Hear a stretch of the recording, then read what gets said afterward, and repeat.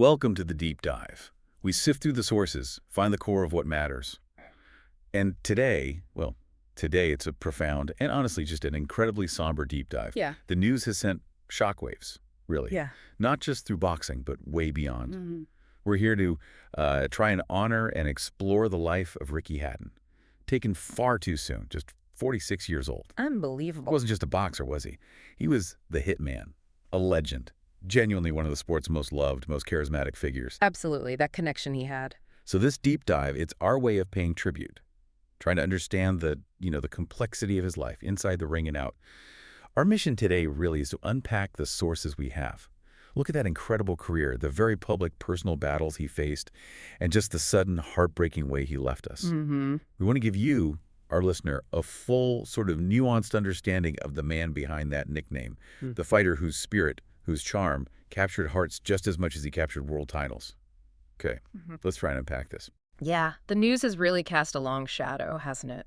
Across the whole sporting world, really. Just waves of shock and immense sadness. Yeah. And what makes it particularly, I suppose, poignant for our deep dive is the timing. It feels so unexpected. Right. Because just a couple of months back, there was that surprise announcement, wasn't there? Widely reported, Ricky planning a return. To professional boxing, yeah, in December. Exactly. And that comeback, even if it was maybe going to be his last fight, it felt like, well, a sign of that spirit still being there. It did. Which makes his sudden passing just, well, much harder to comprehend. It sets a really profound stage for digging into his story today. It paints a stark picture, absolutely. The sources, they confirm Ricky Hatton, former world champion, was tragically found dead at his home, Yeah. Greater Manchester. Yeah? Britain's Press Association reported it first, and then Greater Manchester Police confirmed they were called out. Mm-hmm. Balaka Road in Hyde, early Sunday morning, found the body of a 46-year-old man. And crucially, the police statement, it made it clear they are not treating the death as suspicious. Right. That detail is important. Yeah, even amidst all the initial shock, it highlights the suddenness and the currently unexplained nature of this huge loss. And that immediately brings up his wider impact, doesn't it? I mean, the sheer volume, the emotional depth of the tributes pouring in. Oh, incredible. From everywhere. Boxing, other sports, public figures. It really speaks volumes about who he was. Definitely. You look at someone like Amir Khan, former world champ himself. He posted on X, and I think he put it perfectly, said, "Today we lost not only one of Britain's greatest boxers, but a friend, a mentor, a warrior, Ricky Hatton." Wow. A friend, a mentor. Yeah, that's more than just, professional respect. That's deeply personal from someone who gets the pressures of that sport. And it wasn't just Khan, was it? No, not at all. The heavyweight king, Tyson Fury. He shared photos on Instagram, quite poignant ones, with Ricky. Saw those, yeah. Captioned them, "Rip to the legend. Ricky Hatton, may he rip." There will only ever be one Ricky Hatton.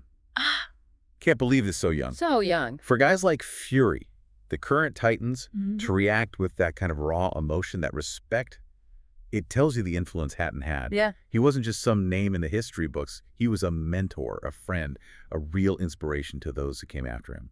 And if you connect that kind of personal esteem back to his career, the big picture, it all starts to make sense. Manny Pacquiao, who stood opposite Hatton in one of the biggest fights of that era. Huge fight. He went on X, too, shared condolences, said Ricky was not only a great fighter inside the ring, but also a brave and kind man in life. Brave and kind. Yeah, and Pacquiao added, Ricky fought bravely, not just in the ring, but in his journey through life. He truly had a good fight, and we are all blessed to have been part of his wonderful journey.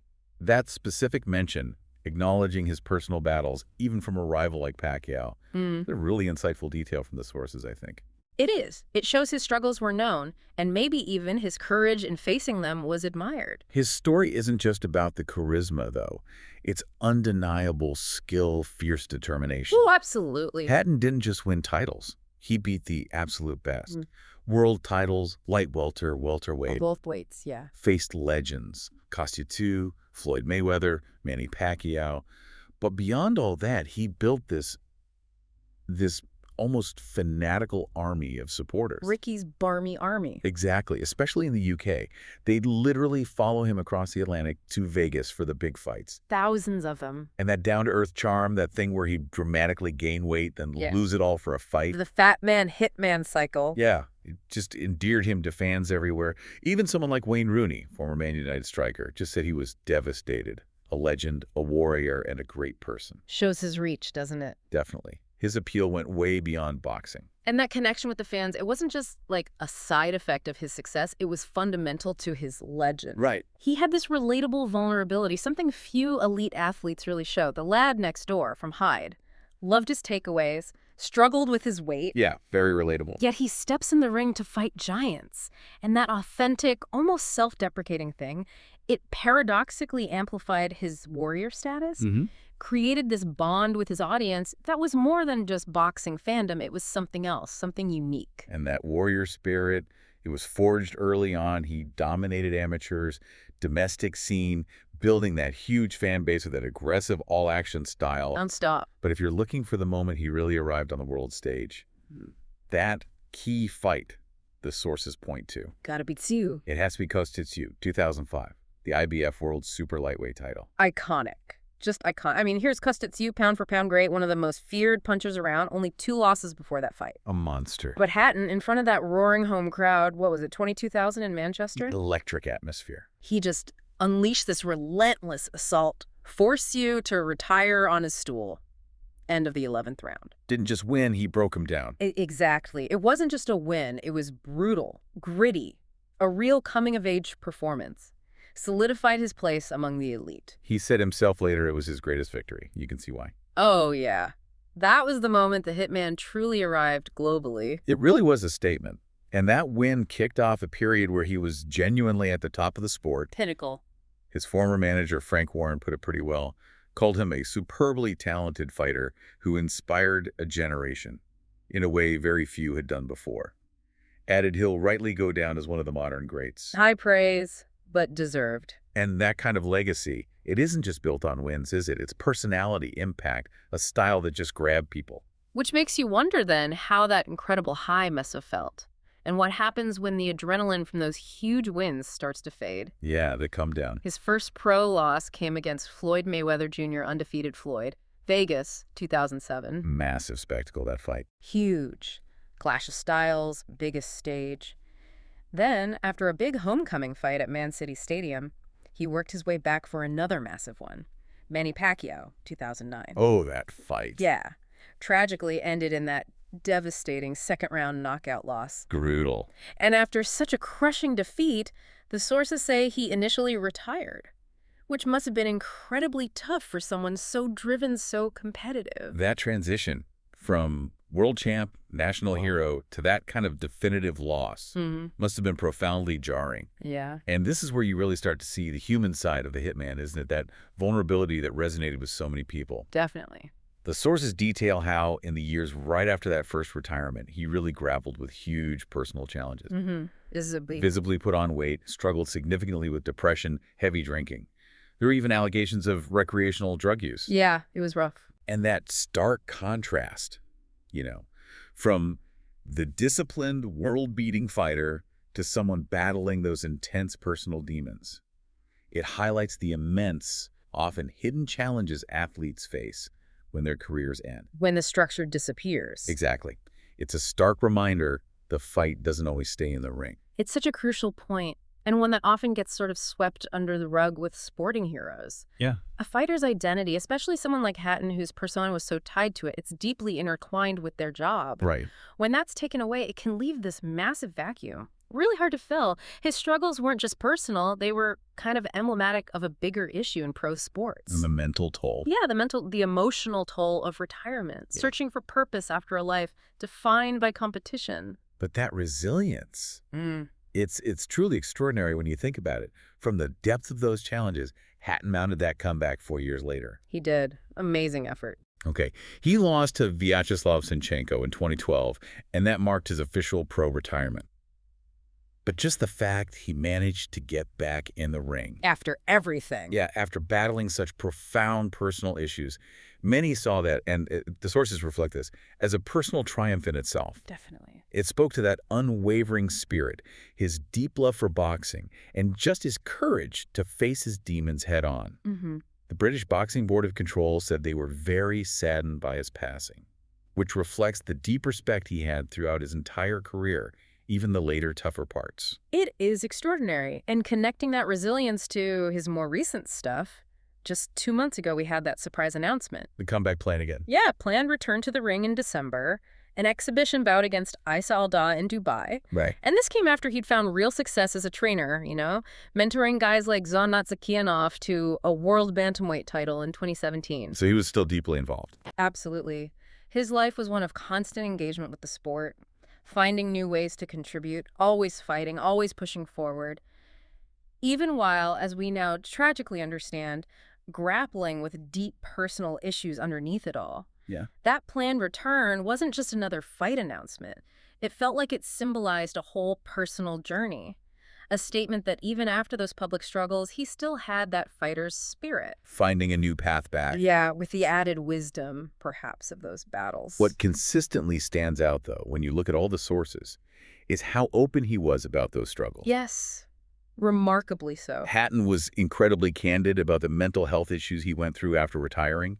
That's not something every public figure, especially a fighter, is comfortable sharing. Not at all. It created this bond, I think, of real empathy with his audience. It's a crucial point, truly pivotal. And Amir Khan's tribute, the one we mentioned earlier, it really underlines the significance now. Yeah. Khan's words just echo, don't they? As fighters, we tell ourselves we're strong. We train, we sweat, we take hits, we get up. But sometimes the hardest fight happens in silence, in the mind. Mental health isn't weakness.